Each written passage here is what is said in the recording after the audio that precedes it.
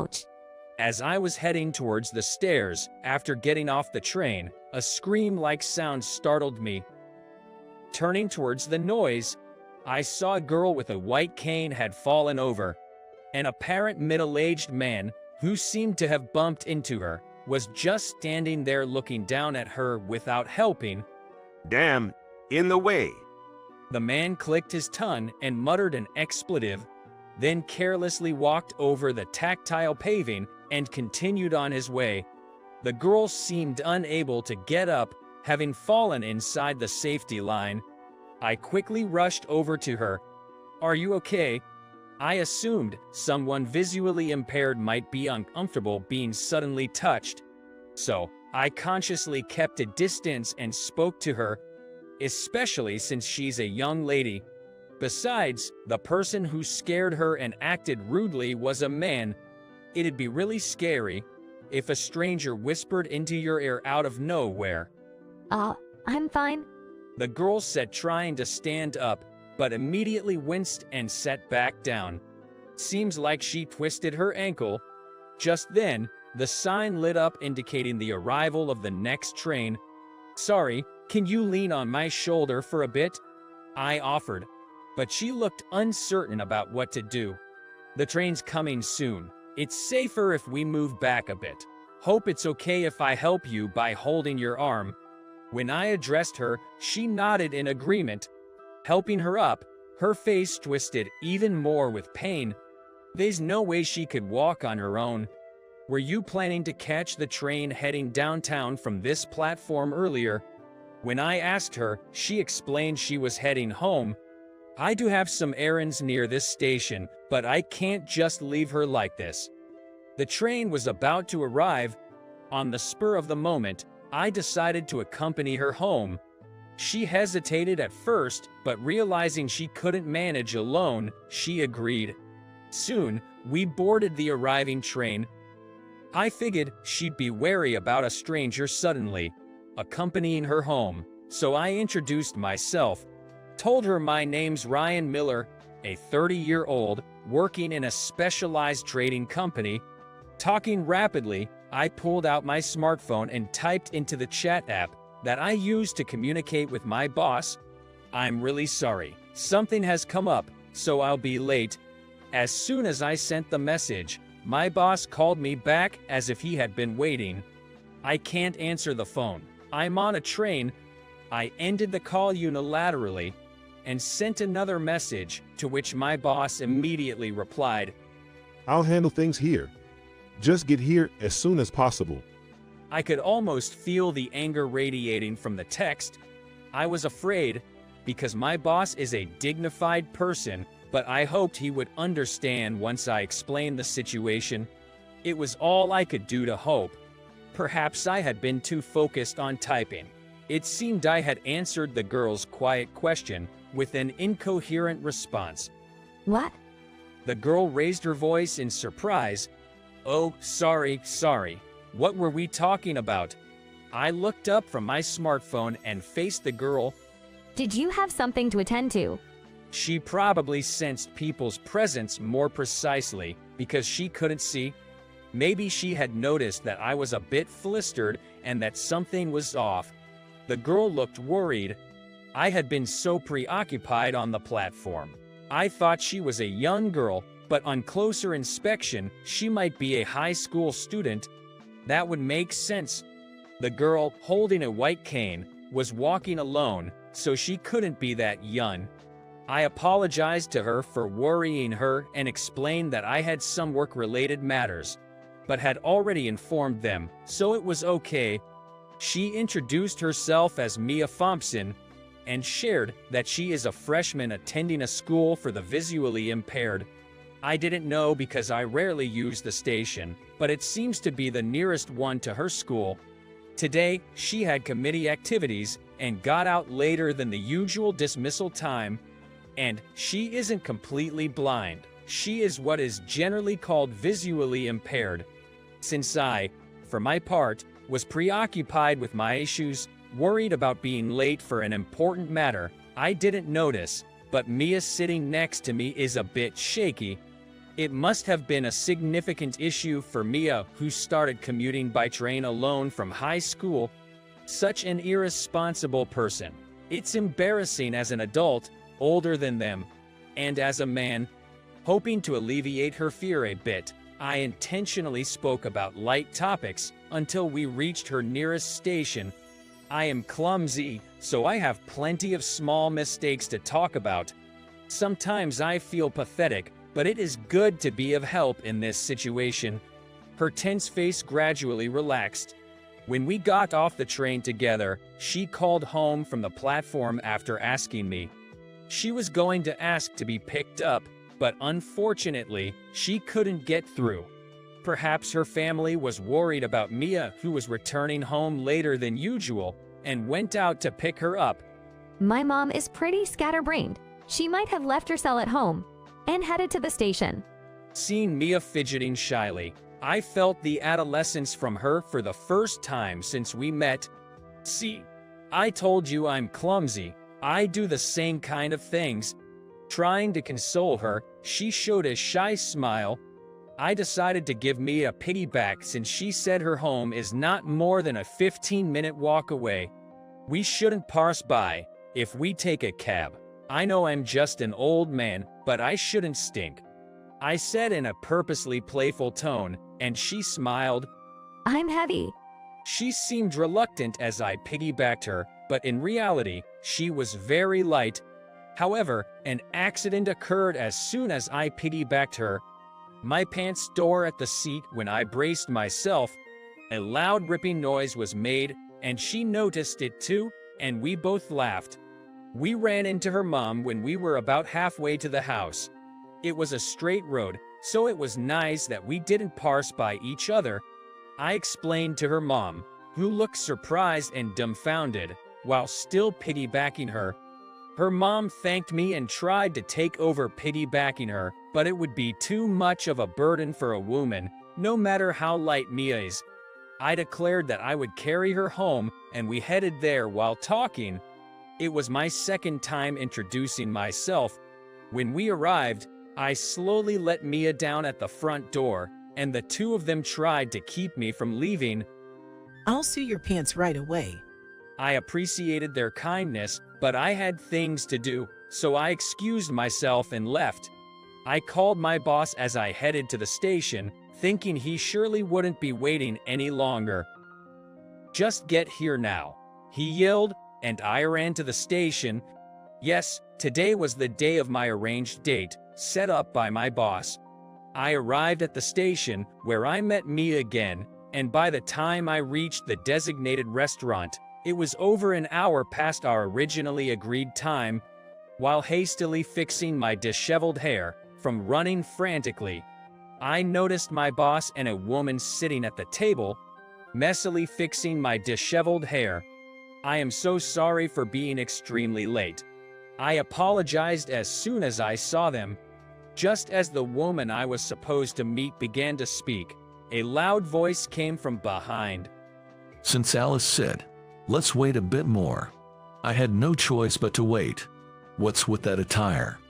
Fitzgerald, the father of today's matchmaking partner, Alice. It seemed he had stepped out and had just returned to witness the tear in my trousers. "Is that the appropriate dress code for a matchmaking meeting? We are being taken for granted." Fitzgerald was furious. Before I could make any excuses, he walked past me, grabbed Alice's hand, and made her stand up. "This meeting is off with someone who can't even keep time." He forcefully pulled the resisting Alice and left the restaurant. What are you going to do? You trying to ruin my reputation, Ryan. My boss glared at me and hastily followed the two. Fitzgerald's company is an important client of ours.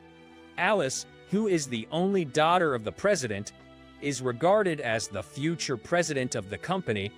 Rumor had it that, in addition to basic academic skills, she had been taught business management and imperial wisdom by her dad since she was young. And I have managed to anger such a person. My head hurts. Afterwards, no matter how much I tried to contact my boss, He neither answered the phone or responded to my messages on the chat tool. The next day, I went to the office with much trepidation, and it was like walking on pins and needles. It seems my boss has spilled the beans to everyone in the office about the broken engagement. Everyone in the workplace blamed me. In the first place, having an arranged date with the heiress of Fitzgerald Trading was out of my league. But I only went because I was relentlessly asked to. I initially declined when my boss brought up the meeting as it was a burden. However, it seemed that I was the one specifically requested by the other party. I have no professional interaction with our clients, so even my boss didn't know why it had to be me. My boss, unable to get his apology accepted by Fitzgerald, was in deep trouble and took it out on me each time.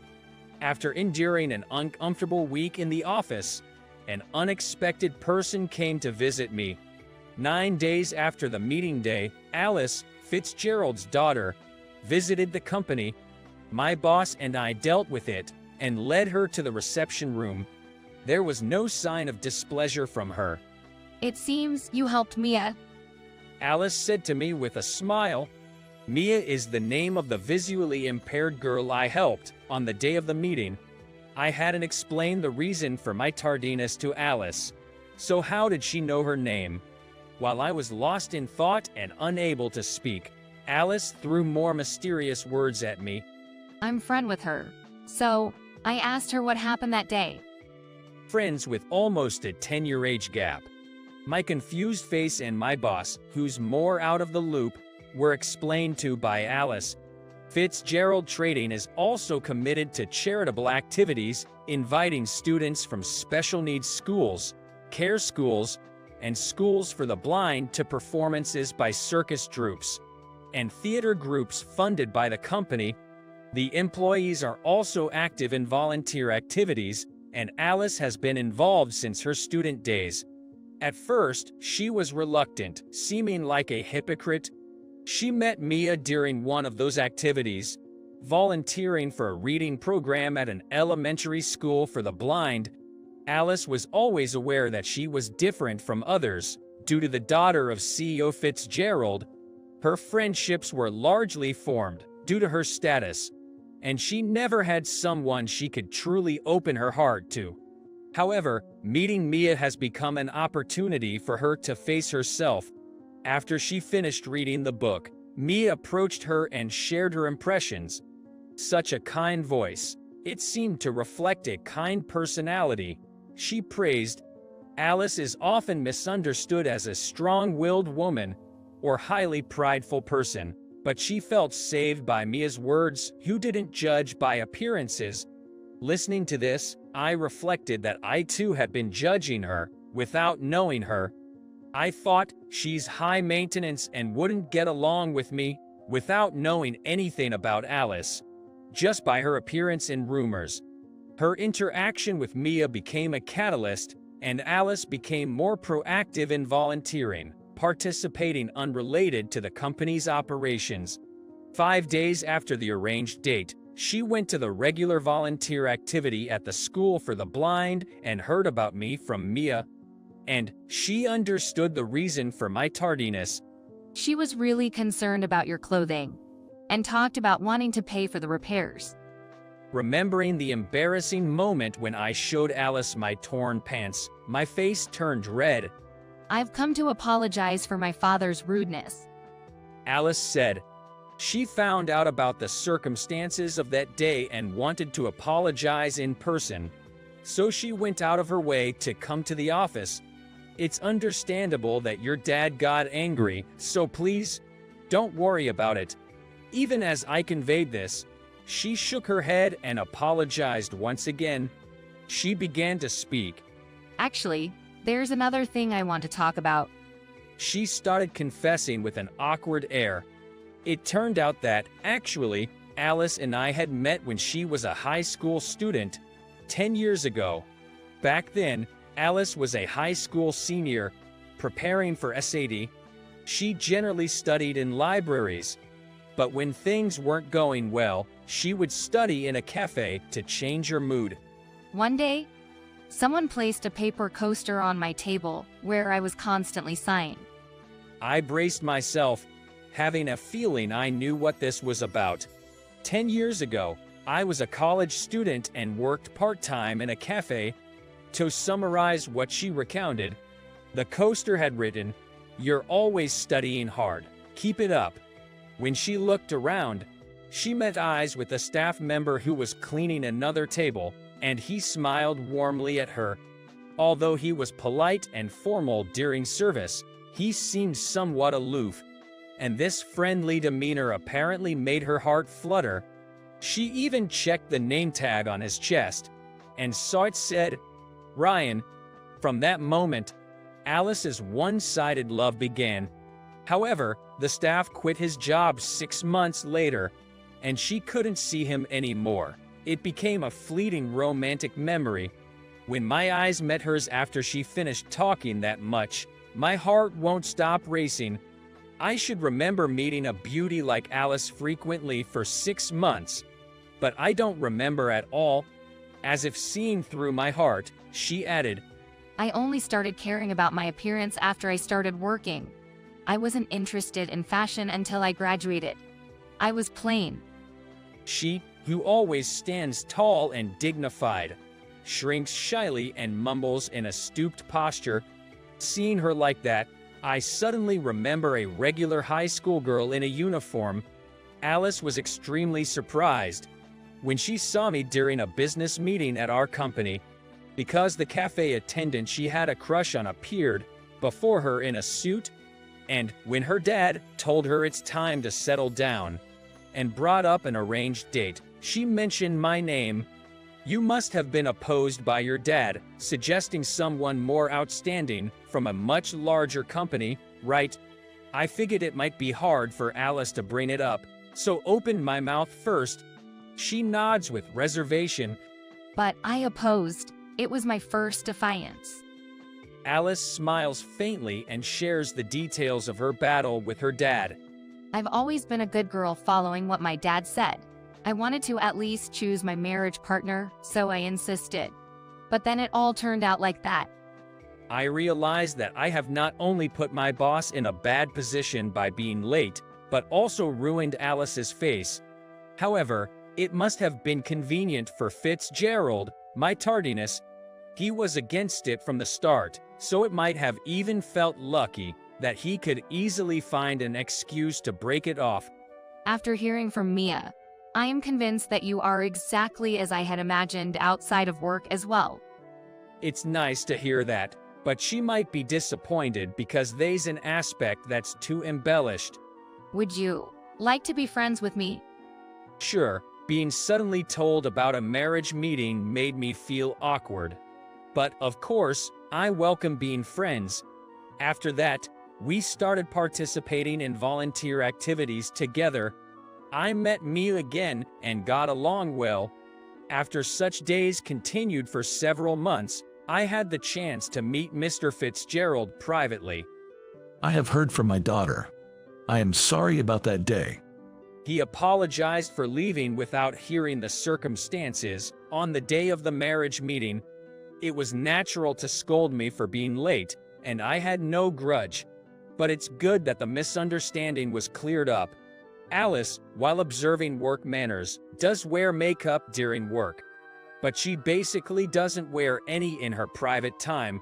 Seeing her innocent face and personality just like when she was in high school, I am gradually being drawn to her. I was raised in a single-father family, and my father has been prone to illness since I was little, and we were poor. After graduating from high school, I started working to provide for my family.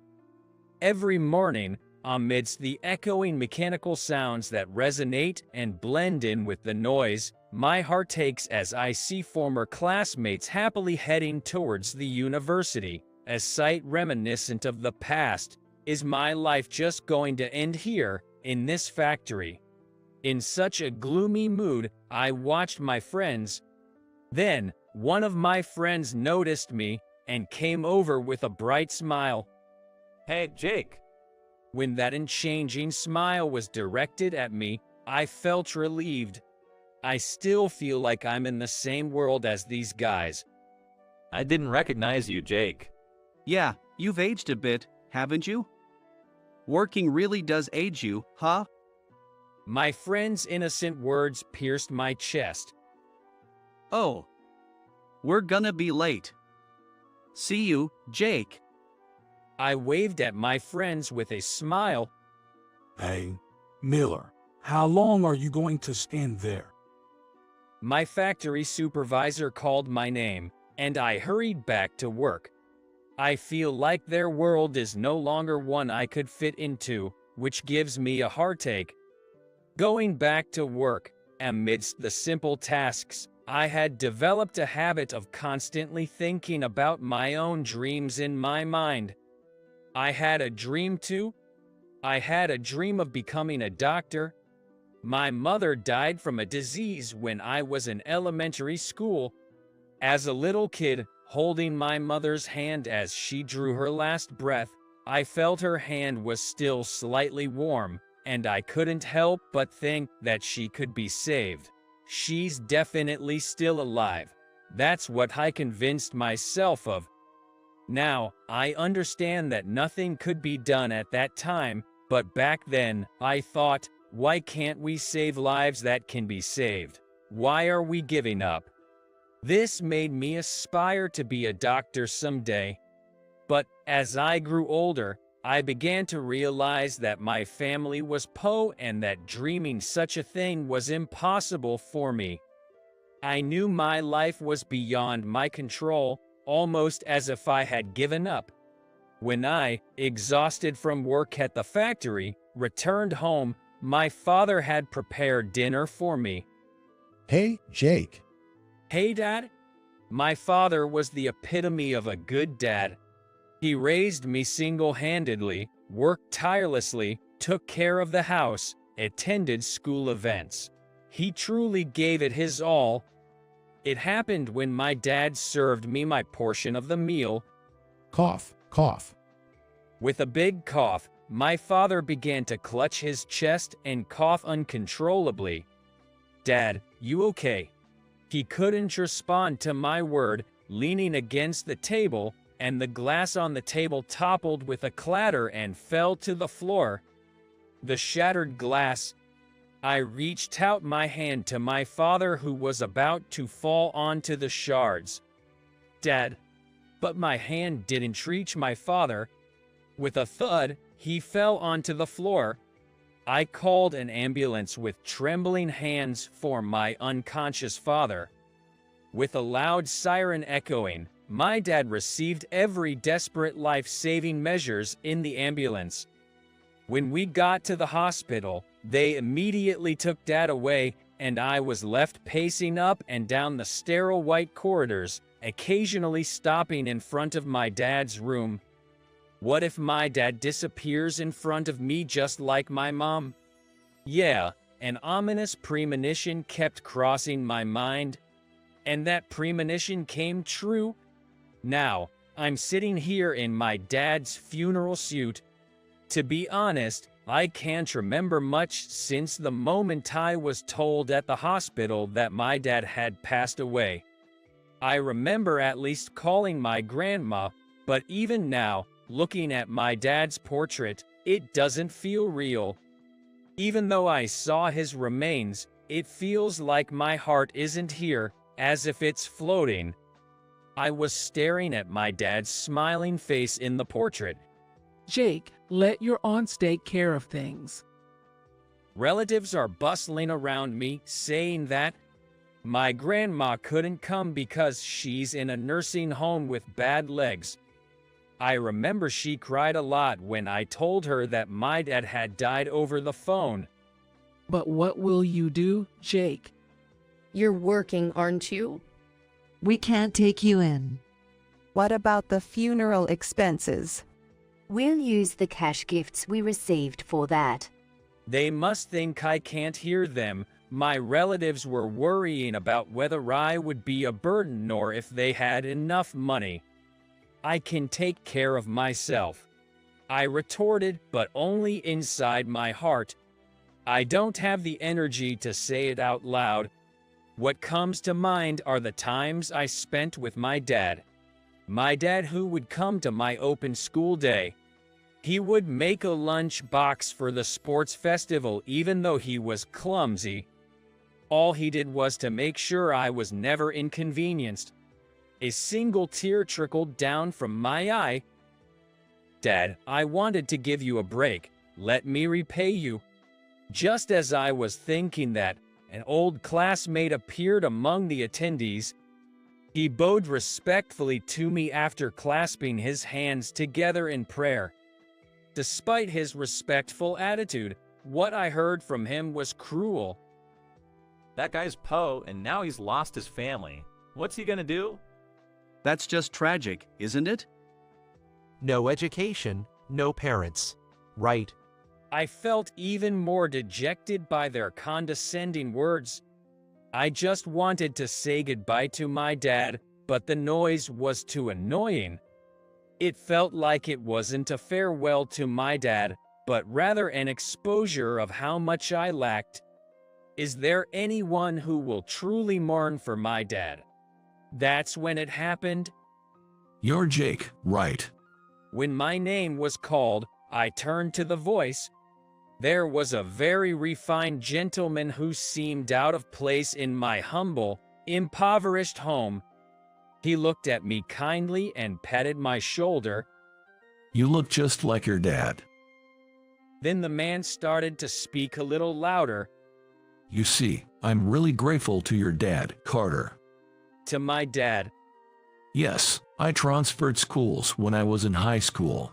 The reason was that my dad's company went bankrupt and we ran away in the middle of the night. Because of that, I was bullied by my classmates and I felt like I didn't belong anywhere. But Carter was different.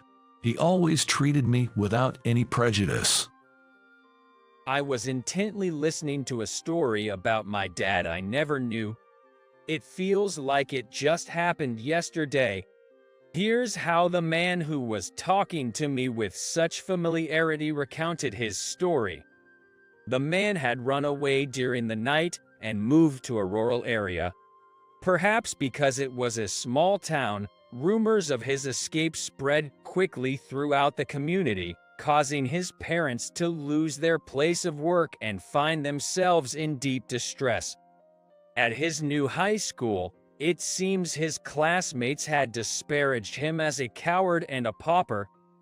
During these hard times, my father, Carter, approached the man. They played together by the river like any normal friends, even went fishing.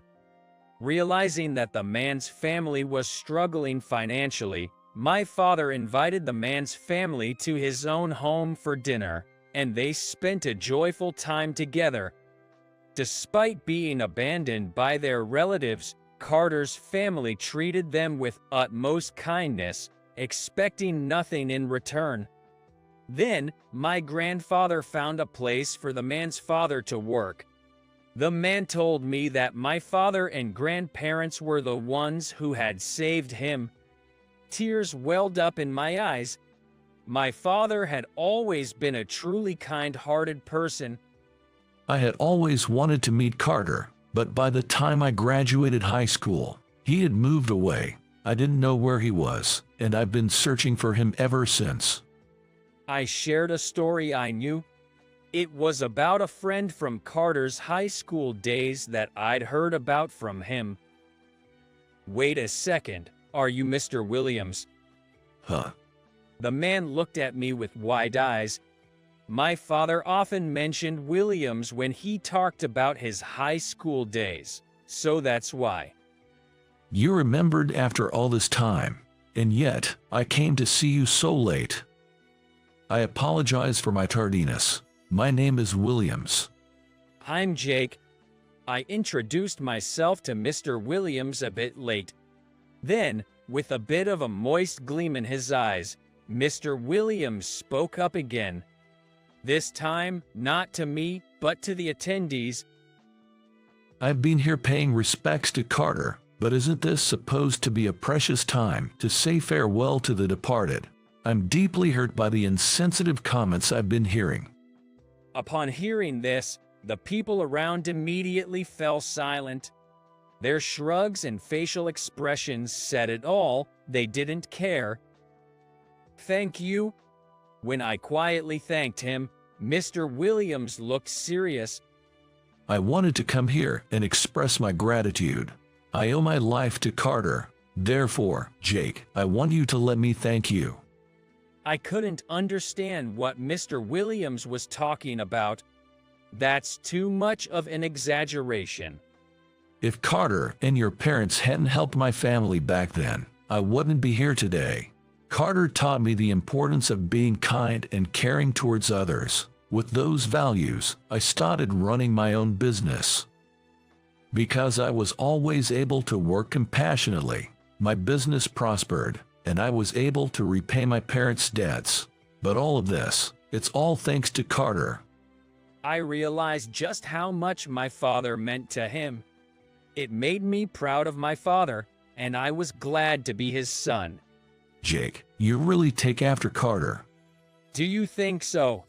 People often tell me I resemble him in appearance, so I thought that might be it. But as Mr. Williams looked at me, he smiled kindly. Just from watching you here for a short while, I can tell you're a really strong person who can quietly endure hardship, and you are someone who carries a deep kindness. Mr. Williams said that and petted my head. Jake, you did well. I'm sure it was tough for you being alone, but it's okay. I'm on your side. Tears started to stream down my face. I see, it really had been tough. I had just been desperately concealing the fact that I had lost my father, forcing myself to stay calm. I was on the verge of breaking down from anxiety, but I ignored my feelings. From now on, would I be all alone? Is it not allowed to rely on someone? I was filled with such anxiety, and at the same time, I wanted to see my father and do more for him. Amidst these feelings, I was here. I shed tears as if to spit out the lump in my heart to Mr. Williams, who seemed to understand these feelings. Thanks to Carter, I'm alive. So, I want to thank Jake. I want you to allow me to return the favor I couldn't do for Carter. I didn't really wish for that and thought about refusing, but Mr. Williams didn't let go of my hand tightly. So, I decided to accept Mr. Williams's gratitude. From there, it was a series of events. Mr. Williams ended up paying for the funeral expenses. I said there were condolences, but Mr. Williams said, "Jake, you keep this money." And then, Mr. Williams did everything for me. I was really grateful for his thoughtful gesture. The heartless words of the attendees heard during the funeral were gone. And when I got to the crematorium, I saw my father's smoke stretching out into the blue sky. My father must have been worried about me too. But with Mr. Williams's gratitude, I felt truly refreshed that we had a good ceremony. "Dad, it's okay now. I'll live positively." But Mr. Williams's gratitude was not over. A miracle happened to me. Mr. Williams offered to send me to college, and he said he would give me living expenses until I get into society and told me to quit my job. Mr. Williams supported me in the form of cheering for my dream. I felt like my stalled time was moving. I studied desperately so as not to betray Mr. Williams's feelings. I was also conscious of not indulging myself, saying, "This is really a miracle." And now I am studying at the medical school. I don't want to see children like me. I want to save people who lose their parents, give up their dreams, despair, and become lonely. I am just lucky to be able to spend my time like this. But there are people in this world who hit rock bottom. I want to give back more to those around me for the blessings I have. I think so. Jake. Mr. Williams. That day, Mr. Williams visited me after the college lecture. How are you doing lately? Mr. Williams, who is getting gray hair, was still unchanged in his elegant and gentlemanly behavior. Lately, well, the study is difficult, but I'm working hard. Carter would be very happy. Saying that, Mr. Williams smiled gently. After finishing my sales rounds, I returned to the office to find it empty. Most of the lights were off. I always thought sales jobs required more motivation and hard work, but this department seems dead.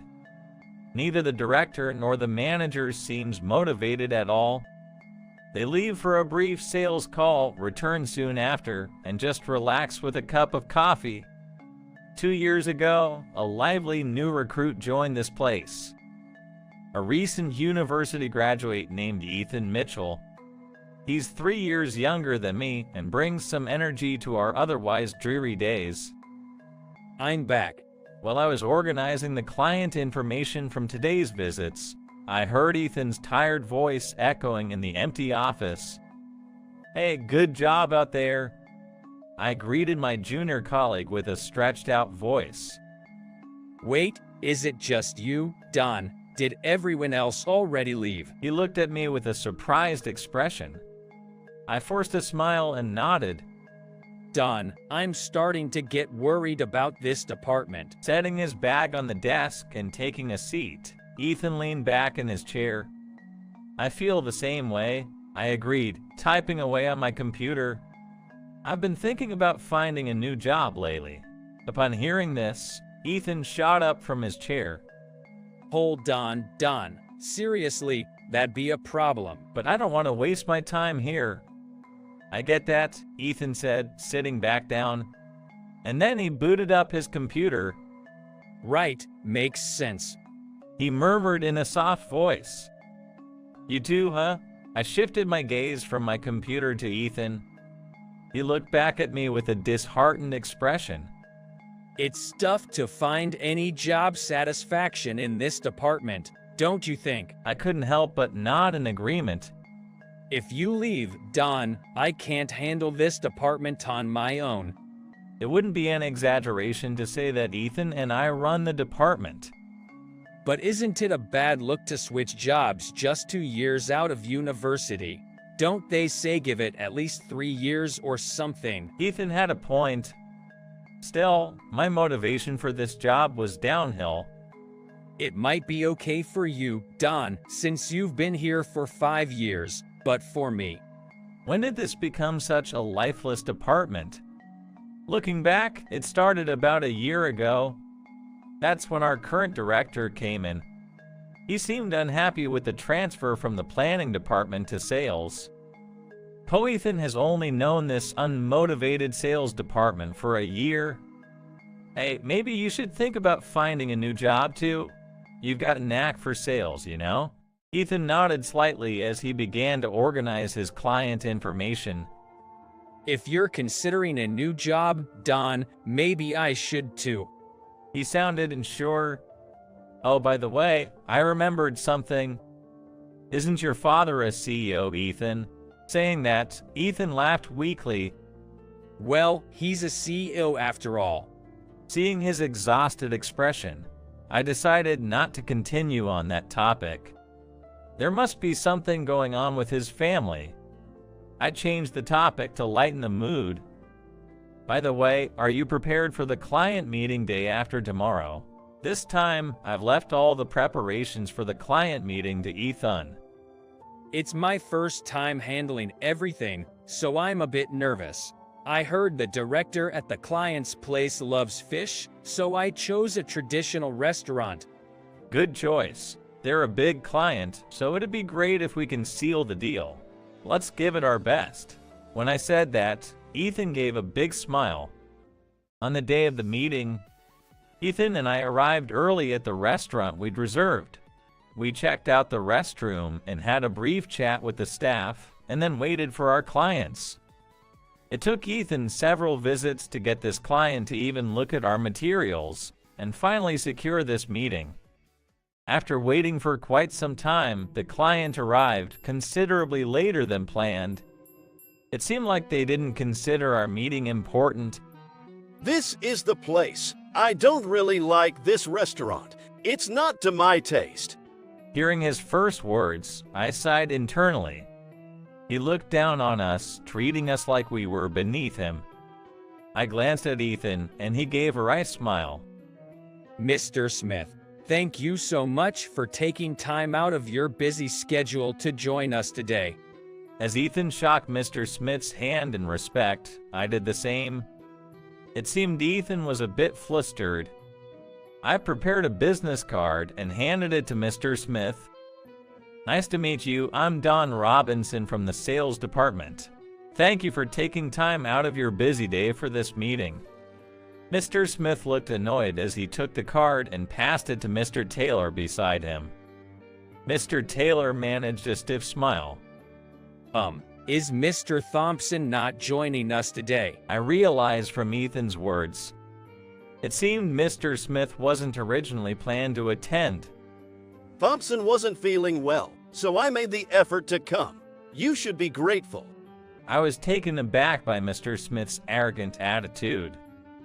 I've met many people like him in sales, but it was disheartening knowing he's a top executive. When the food was served, Mr. Smith sneered. Is this the best this place has? Who chose this restaurant? The question was directed at me, but Ethan intervened. Well, I chose this place. I hope it meets your expectations. I prefer meat. I don't like nibbling on fish. Mr. Taylor, sitting next to him, wiped sweat from his forehead. We continued with small talk and ate. Ethan seemed tense, and the conversation was choppy. What kind of meal is this? It's not enjoyable at all. The one who broke the silence was Mr. Smith. I stepped in for Ethan.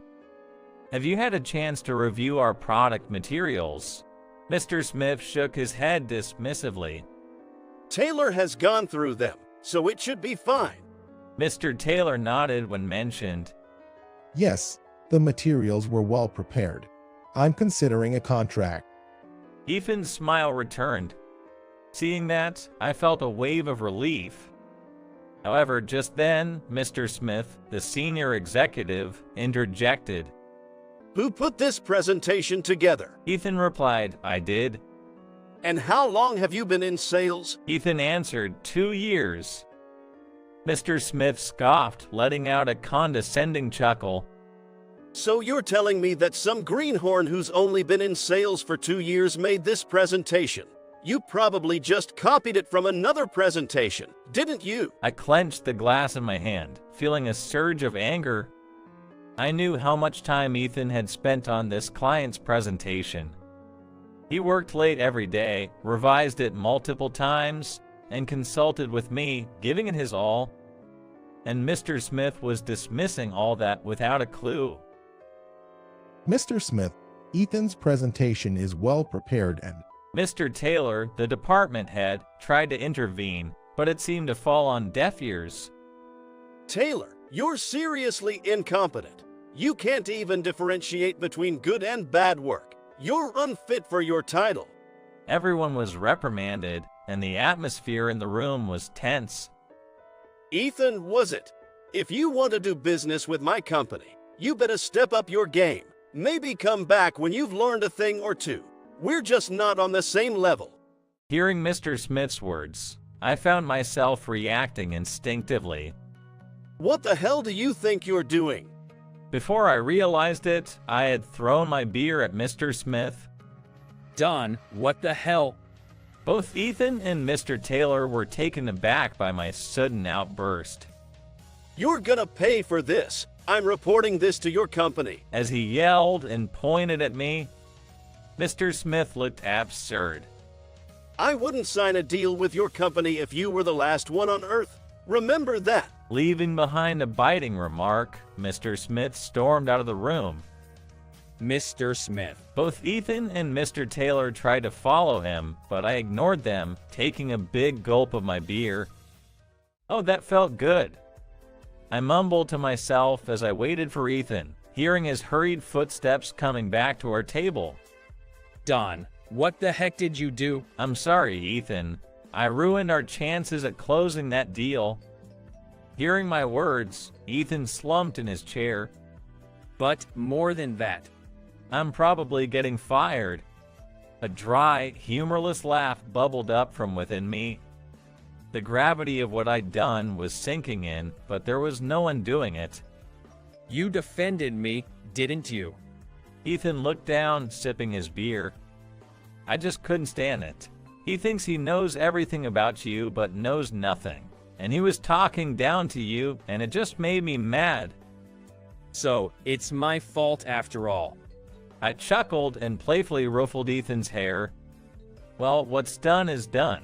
Let's enjoy the night, have some good food, and head home.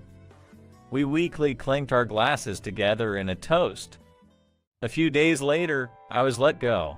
I had to clean out my desk.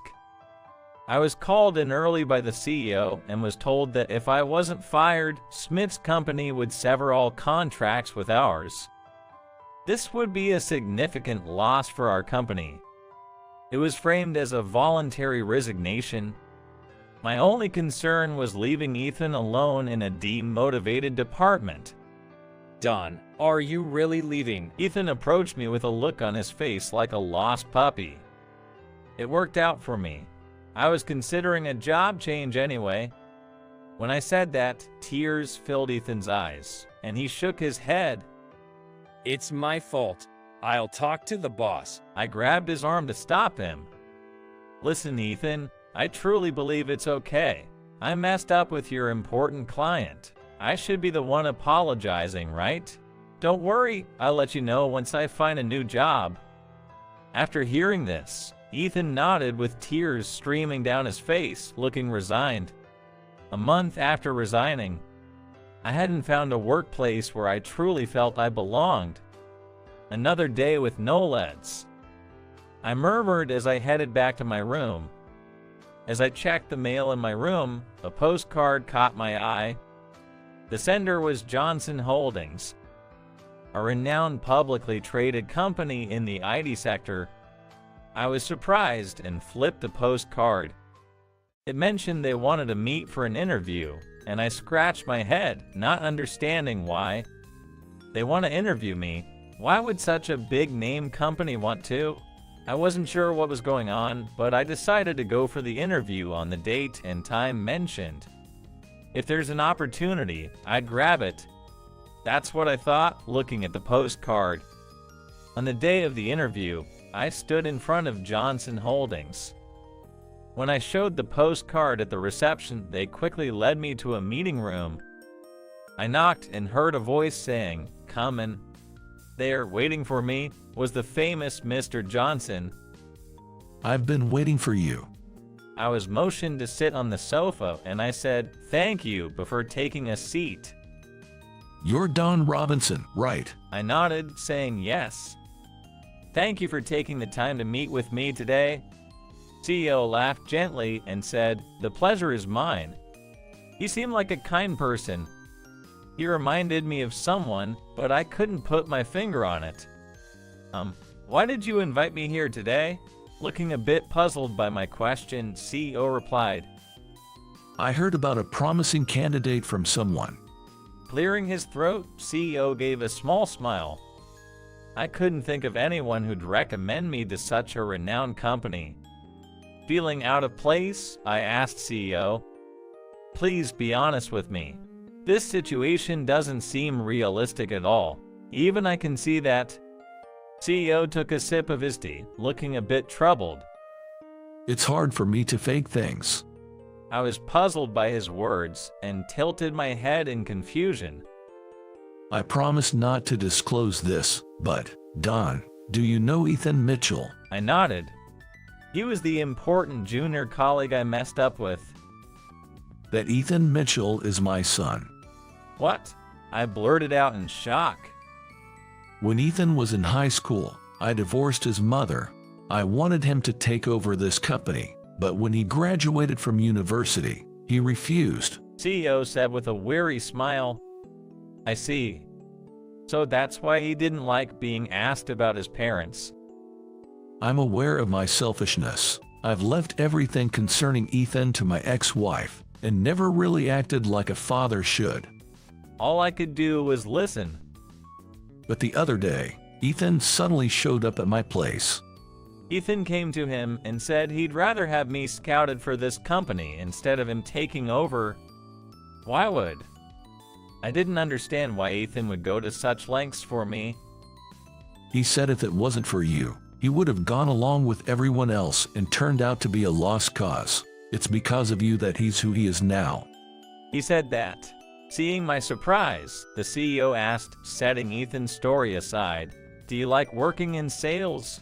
I confidently nodded. Of course I do. It's a job where I can make people happy with our amazing products. Hearing my answer, CEO nodded in agreement. All right then, Don. How about working for this company? I want to work with you. What do you think? Such an opportunity might never come again. Ethan's face flashed before my eyes, and I smiled. Ethan had put everything on the line to plead to his father for me. Wasting this opportunity would be letting Ethan down. Mr. Johnson, I might not be the best fit for such a big company, but I want to live up to Ethan's expectation.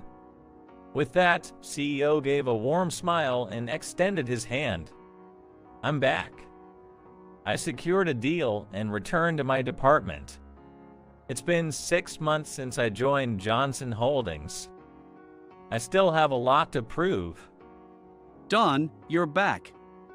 How was the deal? I nailed it. As I said that, there was applause throughout the department. The sales department, where I was placed, was full of energy, nothing like my previous workplace. Don, could you check this document for me? The one who asked was Ethan. Due to my joining the company, the agreement between Ethan and his father was fulfilled, and now he also worked in the same company. It seems he's still hiding the fact that he's CEO's son. Got it. I'll review it. Go ahead and set up the appointment with the client. With shining eyes, Ethan nodded in agreement. Indeed, a fulfilling workplace makes a world of difference. Seeing Ethan working hard genuinely made me happy. If it weren't for Ethan, I'd probably be in a much worse place. Thanks, Ethan. For what? He looked puzzled. I owe Ethan a big time. He saved me. In my mind, I've always seen Ethan as a rival. Having such a great rival motivates me to work even harder. Ethan, the afternoon meeting's about to start. Hearing that, a cheerful shout from Ethan echoed throughout the office. Ever since elementary school, who went by the name of Dexter, struggled with academics. Once I became a high school student, I wanted to graduate as quickly as possible. Deciding not to pursue university was an early decision. I couldn't find any sense in studying at school, except for crafting, art, physical education, and, well, lunch. Enduring things I didn't want to do was a pure pain. Instead, I wanted to start working early to get skill set needed. My name, Dexter, was given to me by my father, a carpenter. Apparently, he believed that if one has skills, would never starve. I heard this from my mother. I never asked my father about the origin of my name. He passed away from cancer when I was in the 2nd grade of elementary school. However, it feels apt to say that the name reflects the person. From a young age, I was good with my hands. I found it incredibly fun to change the shape of things in my hands at will. My mother would say, seeing the chairs, bookshelves, and small containers I brought home from the craft lessons in high school. Like father, like son. I don't know what she intended by that, but for me, it was the highest compliment. After all, it made me realize that I am the child of my father, who was the coolest to me. Upon graduating from high school, I got a job in a local factory that produces various machine parts, assembles large devices, and small equipment. The workforce, including part-time staff, was around 20 people. My seniors at work ranged from 20 to 50 years old, the oldest of whom was Mr. Brown, a seasoned veteran in this line for 35 years. He had the title of factory manager, but he always said, "Such a stuffy title doesn't suit me," and had everyone call him by a nickname derived from his last name. He was the archetype of a craftsman and spoke in rough language. I was taken aback by Mr. Brown's rough language when I first joined. However, Mr. Brown was an attractive person with a gap between his appearance and the actual person he was. He was as big as a bear, as his name suggests, but his work was quick and much more meticulous than anyone else's. Moreover, he was always smiling, so everyone loved him. Everyone, including Mr. Brown, was kind to me, who was just a high school student a few months ago. Except for Director Smith, the General Affairs Department. Despite having been at the factory for just about a year, he was the head of department, I heard, because our president had gone out of his way to recruit him.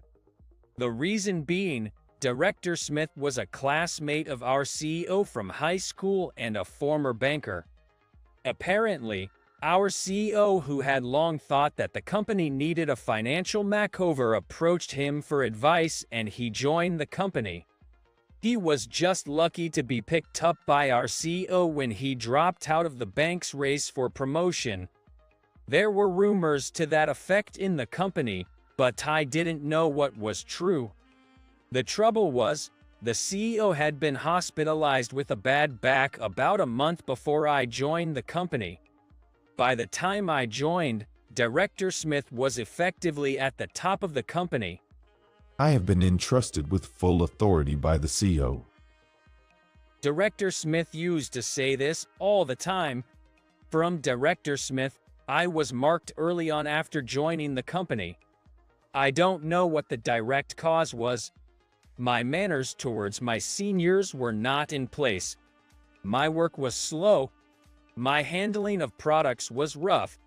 No matter how careful I was in my actions, Mr. Smith's nagging at me didn't change. One day, I was called into the office by Director Smith. There was an error in the document I submitted. Was it because it was a mistake that could have been caught with a little caution? Director Smith verbally attacked me more persistently than ever before. The people in the office who were there looked at me with pitying eyes but said nothing. Perhaps they didn't want Director Smith's mood to worsen and affect them. It was longer than usual. I thought to myself, we can't take an employee like you, who has contributed extremely little to the company. On our next staff trip, we can't leave the company completely unattended. So this works out. I need you to stay behind and keep an eye on things. I'll let the CEO know that you're the one who said you can't go on the trip. Got it? Director Smith rattled off all at once. It was a long-standing tradition at our company to go on a hot spring trip for relaxation on the last weekend of the fiscal month. Of course, all expenses were covered by the company. Although it was just an overnight trip, I heard that we'd be staying at a renowned luxury inn in town, with a grand banquet in the evening. As the trip approached, the staff's morale was high. Listening to the stories of previous trips from those around me, my own anticipation grew. It was my first staff trip, and I had never stayed at a luxury inn before, so I was all the more excited. The fact that I am the only one left behind made me frustrating and infuriating. Mixed feelings well up. But I can't go against my boss's orders. I concluded that I have no choice but to do as Director Smith says. It was early next morning before work started. Mr. Brown, who had just returned from the office, was approaching me with wide strides. He was usually mild-mannered, but I could tell he was angry even from a distance. "What's going on?" Mr. Brown abruptly asked me. I didn't understand what Mr. Brown meant. Seeing my confused look, Mr. Brown, still looking angry, asked me again. "What's this I hear about you staying behind during the staff trip?" He must have heard about it when he went to the office. I was uncertain whether I should explain the situation to Mr. Brown. Then Mr. Brown unloaded on me. "I've always thought his attitude towards you was too harsh. I can't take it anymore. I'm going to give him a piece of my mind." I couldn't believe mild-mannered Mr. Brown would refer to Director Smith like that. I felt a surge of happiness knowing that Mr. Brown was going to bat for me. "Just wait. I'll sort this out." With that, Mr. Brown turned his back on me. "Mr. Brown, wait!" I called out to stop him. "Just knowing you care is enough. I don't want to make a big deal out of it. I'll keep the company safe while everyone is away, so it's okay." I tried my best to smile then, but I wonder how it looked to Mr. Brown. Mr. Brown scrutinized my face. "I see." Though he seemed to want to say more, Mr. Brown didn't say anything else and went to his workbench. A few days later, on the day of the staff trip, I came to work at the usual time. I opened all the shutters in the factory and office and turned on the office lights. It was the first time I had prepared for the start of the day alone since I joined the company. While preparing, I recalled my first day at work. That day, I had come in early to help prepare for the start of the day. I didn't have a key, but I planned to prepare with the first person who came to work. You should try doing what your father did when he was a rookie. How about it? That was my mother's advice. The first person to show up at the company was a big, stern-looking man. It was Mr. Brown. "Good morning." When I greeted him, the man smiled warmly and said, "You must be the newbie, right? Nice to meet you." That was the first time I heard Mr. Brown's thick accent. I was slightly taken aback, but seeing Mr. Brown's expression eased my tension instantly. Since then, it became my daily routine to prepare for the day with Mr. Brown. My promise to wake up by myself once I became an adult was nowhere to be found. After joining the company, I was woken up by my mother every day and arrived earlier than the other employees because my time with Mr. Brown was precious. Mr. Brown taught me carefully about his approach to work, his feelings towards product manufacturing, and technical tips. However, I could only have a thorough conversation with Mr. Brown for a few tens of minutes in the morning. Once even a single employee arrived at work, my interaction with Mr. Brown would end. "We have to treat everyone equally. That's the burden of having a title," Mr. Brown explained to me once. I came to admire Mr. Brown, who could pay detailed attention to various people, and I felt happy that the person I wanted to aim for was nearby. The reason I remembered my first day of joining the company while I was alone in the company was that I had too much time on my hands. Since everyone is on a company trip, just because the factory is open doesn't mean that I can operate the machinery. The only thing I could do was to play the role of a telephone operator, as Director Smith told me.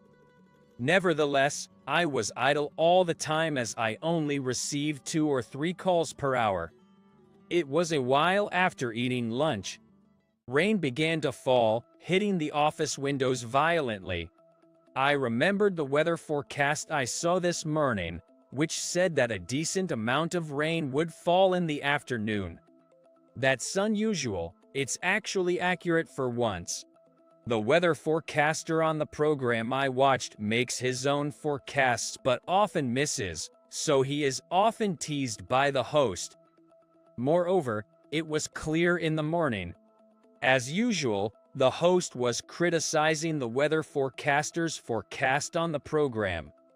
I also didn't think that the weather would collapse this drastically. While listening to the sound of the rain, I realized something. Cardboard boxes for storing products from a major contract had been delivered yesterday. The problem was where they were placed. Since the contract was decided at the last minute, the warehouse was full, and they were temporarily placed outside. Even though there was an eave, it was clear that the cardboard would become unusable in such heavy rain.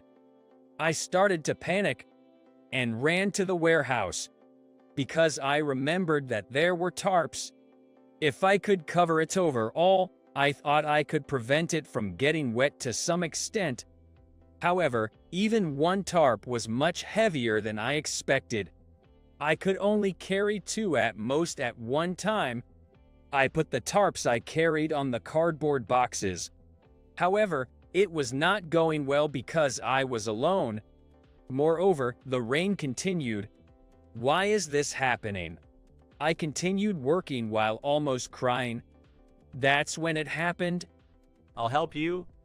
Suddenly, someone called out to me from behind. Who are you? I didn't have the luxury of asking such leisurely questions. The priority was to cover the cardboard with tarps. I continued to cover the cardboard with tarps with a stranger who suddenly appeared. The moment the number of people increased to 2, the work efficiency improved dramatically. We were able to cover all the cardboard boxes with tarps. Did we manage to keep the damage to a minimum by any chance? He appeared to be around 30 years old. The man asked. Thank you so much. I bowed deeply in gratitude. No, you don't have to thank me. I'll pass your thanks to my dad. The man said, chuckling. Something about his smile seemed familiar, but I couldn't put my finger on it. Regardless, the priority was to take shelter from the torrential rain, even if we were soaked to the bone. I invited the man to the office. I was lucky enough to find a towel in the office and gave it to him to dry his hair. Working in the rain had chilled me to the core. He was probably feeling the same way. I turned on the office heating. We both stripped down to our underwear to dry our clothes over a chair. I brewed some instant coffee and handed it to the man. I'm Michael Johnson. My dad, the CEO, he talks about you all the time. There was something candid about our conversation. Perhaps stripping down to our underwear had eliminated any awkwardness. Then it clicked. The reason why this man seemed so familiar. Johnson is the CEO's last name. I remembered hearing that the CEO's only son, who had gone to UK to get his MBA, was due to return soon. Apparently, he had come straight to the factory upon returning home. Michael had learned from his father that everyone else would be on a company trip that day. Despite this, he noticed that the office lights were on, but nobody was inside. Then he spotted someone running toward the factory. Curious, he stepped outside and saw me working in the rain. That's when he decided to approach me. By the way, why are you here today? Michael asked me. I wasn't sure whether to tell him the truth or not. He probably sensed my hesitation from my expression. Michael said, My dad, or rather the CEO, was told about your situation by Mr. Brown. He was worried about you and asked me to offer you some advice when I returned. It was then that I found out that Mr. Brown, like the CEO and Director Smith, was also a high school classmate. This explained why Mr. Brown had been so angry on the day I couldn't make the company trip, and why he had been referring to Director Smith as that guy. I couldn't tell if what Michael had said about the CEO worrying about me was true. Would the CEO really talk about me to Michael, who was overseas? Perhaps Michael was trying to trick me into telling him what had happened. Regardless, Michael's words convinced me to tell him the truth. I see. Michael listened to my story, a serious expression on his face. That's definitely power harassment. If word got out, it could harm our company's reputation. We can't just let this slide. He said calmly. A few days later, on the day the CEO was discharged from the hospital, I was summoned to his office. I'm sorry. The CEO began apologizing as soon as he saw me. I was taken aback, but the CEO continued. It's all my responsibility. I thought he must have heard about what I told Michael.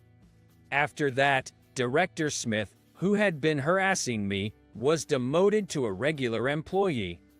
The only reason he wasn't fired was because he showed deep remorse, and because, as a former banker, his financial knowledge was unparalleled in the company and necessary for internal reform. It's easy to let someone go. The true role of a leader is to develop their employees. The CEO's philosophy. Still, I wasn't sure if this change was a good thing for me. Because, after all, Mr. Smith has started to ask me about the procedures and know-how of the work, quite a bit. Apparently, he had been told by Mr. Brown to ask Dexter if you're not sure. Just until recently, I was being referred to as you, but after the reassignment, I'm being called with the formal Mr. Thinking it was a bit too much, I asked him to please call me with just Dexter. Though I hope this awkward relationship with Mr. Smith ends soon, I feel relieved to continue doing the job I love, surrounded by the people I care for, at least for now. Overwhelmed by the urban scenery after such a long time, I entered the designated restaurant. Led by a waitress to a room, it seems I am the last one to arrive. I apologize for being late. Mrs. Smith, Jessica's mother, says with a warm smile, "Don't worry about it. You're still on time." Jessica, too, looks a tad nervous but manages to smile. She carries herself with the elegance of a true lady from a prestigious family, and I can't help but be mesmerized. However, one person doesn't seem pleased, her father. He sizes me up from head to toe and gives a disdainful humph. Now that Tom's here, shall we begin blind date dinner? Urged by my father, I took a seat next to him. I heard you run a small diner out in the boondocks of Nebraska. Jessica's father asks in a critical tone. Yes, that's correct. When I returned home, I was struck by the luxury of savoring fresh, local produce. So I quit my job at the posh restaurant in New York and decided to start my own place. Jessica and her mother seem genuinely interested in my story, but her father remains unimpressed. You left a small town, graduated from a top university in New York, landed a job in a major company, and then decided to go back home to become a cook. I won't let my daughter marry someone from a bottom-tier family like yours. Facing my outraged father, I was taken aback. So the claim that they were eager for this blind date was a lie. Was it just a ruse by my father? Bottom-tier family, huh? My father murmured. I deeply apologize for my husband's rude remarks. Jessica's mother apologized immediately. She also looks apologetic. There's no need for you to apologize. My daughter, Jessica, is the future CEO of our company. We've raised her to marry someone worthy. Her father retorts, standing up. I only agreed to this dinner because you said it was a good match, but this is going nowhere. This blind date is over. He shouts at his wife. As far as I'm concerned, that's just fine. We can't associate with someone who looks down on my son's profession and background. I respond, agreeing with my father but feeling a bit disappointed. Leading the way out, Jessica's father exits the room, with a hesitant Mrs. Smith and Jessica following him. I truly apologize for making you feel uncomfortable. Jessica's mother says regretfully as she leaves the room, I shouldn't have come to this dinner in such a carefree mood. It'd be impossible to get someone like him to understand my perspective on life. The town where I grew up had a population of just about 3,000. It was a typical small town. I spent my days running around fields, climbing mountains, catching bugs, swimming in rivers, and playing from dawn till dusk. Things got a bit more convenient when an interstate passed through our town, but our way of life remained largely unchanged. My grandparents, whom I lived with, were farmers, so I often helped with the harvest. But my favorite times were spent cooking. This is how you remove the stem from an eggplant? My grandmother or mother would teach me as I helped out. Tom, the food you make is so tasty. My family would praise, making me yearn to learn and cook even more. I always thought I'd spend my entire life here. That changed when I got to middle school. My sister traveled 2 hours to high school, while my brother went off to a school in Chicago. Whenever my brother, who had moved away, returned home for holidays like Thanksgiving or Christmas, I'd hear about his life in the city, and it made me long for that urban lifestyle. I want to attend a high school in New York. When I shared my feelings, my parents, seemingly prepared for it, respected my decision. I then enrolled in a high school in New York City with a dormitory. Having studied in the calm atmosphere of the countryside, I was taken aback by the pace and culture of the city school, but I put in every effort to catch up. All the hard work paid off, and I made it to a top-tier university. While enjoying city life, I managed to maintain a balance between fun and studies, which eventually led me to land a job at a leading company. Living in the city was supposed to be my dream, but it wasn't. All I felt was suffocation. The tense interpersonal relationships, the constant noise, the feeling of always being rushed, it was crushing me. Yet, I felt I couldn't go back home. After coming this far, I felt like there was no turning back. My turning point came when I visited a fancy restaurant for a business dinner. It's delicious. In that moment, I felt a longing to create such dishes myself. I remembered how much I used to love cooking. I quit my job and decided to attend culinary school. After obtaining my cooking license, I began working at a restaurant in the city. Starting off was tough. I was relegated to tasks like cleaning, shopping, and dishwashing. And just when I thought I'd get to cook, I found myself peeling carrots day in and day out. But gradually, I was trusted with more. Prepping fish and meat, frying, grilling, boiling. After a decade, I finally became a recognized cook. Now, I can hold my head high when I see them. With that thought, I returned to my childhood home with high spirits.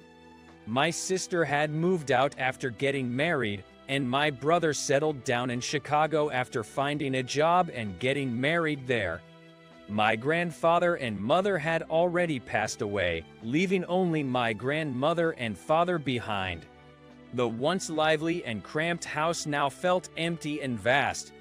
My grandmother, now in her 80s, was still active and tending to her garden, and I decided to help her with the harvest. Cooking with the freshly picked vegetables, I was amazed at their taste. It was entirely different from the ingredients at the restaurant. I was deeply struck by how much flavor one can bring out by harvesting seasonal ingredients and cooking them immediately. Even though I had tasted this from a young age, I had completely forgotten. I want to open a small diner here.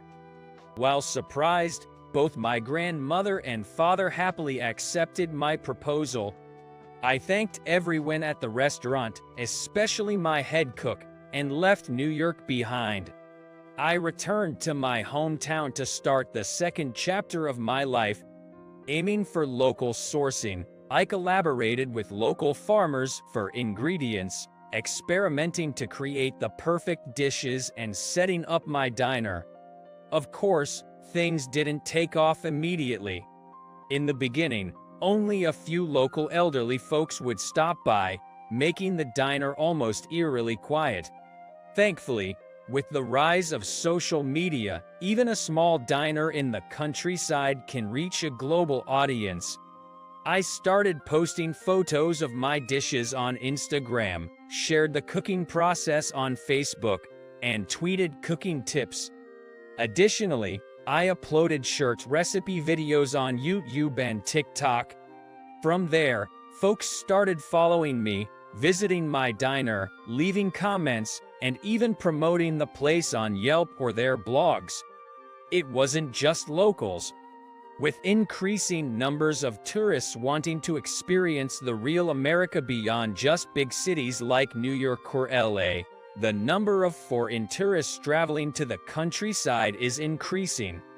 People like that see my posts on social media, visit the small eatery, and then share about it on their own social media, spreading the word. The traditional American cuisine was praised, and due to the influx of visitors to my diner, even local inns and souvenir shops saw an uptick in business, and I've been thanked for this indirect contribution. During this time, my grandmother suggested a potential match for me. Tom, you don't have to if you don't want to, but it might be lonely staying single forever. I've always wanted to get married, but approaching 40, I started to feel something like resignation. I was taken aback looking at the arranged marriage photos and profile. She worked for a major company and was quite the beauty. I wondered why she'd want to marry someone like me when she could easily find someone better. She's way out of my league. That's what I said, declining the offer. But my grandmother insisted, saying the woman was quite keen. So I agreed to meet her. Later, thinking I might as well make the most of my trip to New York, I decided to show my father around. I took him to a fancy restaurant I used to dine in frequently and introduced him to everyone. It felt good. You don't miss living in the city anymore, Tom? Asked by my father, I replied with a smile, not at all. Even if some folks might laugh, I feel more fulfilled now, running a small diner in countryside. Sure, it's lonely without a partner, but it's something I've come to accept. One evening, when I returned to my parents' house, the phone was ringing. Grandmother was in her room and seemed not to hear it. Hello. As I walked from the entrance to pick up the phone, a desperate voice cried out, Please, would you consider another blind date? We'll come to you this time. It was Jessica's father. Wasn't it you who called off the last meeting? Confused, I responded, and the man explained. He seemed flustered when he realized that my grandmother was a major shareholder in his company. We inherited some land from our ancestors, and when a highway was being built, we received a considerable amount in compensation. My grandfather used that money to invest in stocks and other ventures. When grandfather passed, grandmother inherited those shares. My grandparents are on my mother's side. As my dad had a different last name and didn't take on our families, Jessica's father never imagined a connection. Didn't you want to avoid getting involved with a bottom-tier family from the sticks, did you? Upon my sarcastic remark, her father was extremely apologetic. Just then, my grandmother appeared. "Grandma, was I too loud? I'm sorry." Apologizing, she indicated she'd take over the call. I've heard the story from Lisa and Jessica. After all the effort to arrange the meeting, you went and ruined it. My eyes widened at grandmother's words. I learned from grandmother after that. When she had attended a foundation party for the company run by Jessica's father, she had greeted him and his wife. It was their first time meeting with her after the shares had shifted from my grandfather to grandmother. The CEO left his seat early, but grandmother continued chatting with his wife. Jessica joined in, and grandmother mentioned, "I have a grandson about your daughter's age." She spoke about me, my return to hometown, and my diner. Following that, Jessica and her mother visited my diner, loving the food. During that time, her daughter was drawn to the way I worked, and after she told her mother about it, the topic of this blind date came up. When I found out that my grandmother wasn't lying about the other party being very interested, I felt an uncharacteristic warmth spread across my face despite my age. I felt embarrassed, realizing that such a beautiful woman was actually interested in me. 2 weeks later, "Welcome." I cheerfully greeted the guests, but my words got caught in my throat. There stood Jessica and her mother. My apologies for my father's rude behavior the other day.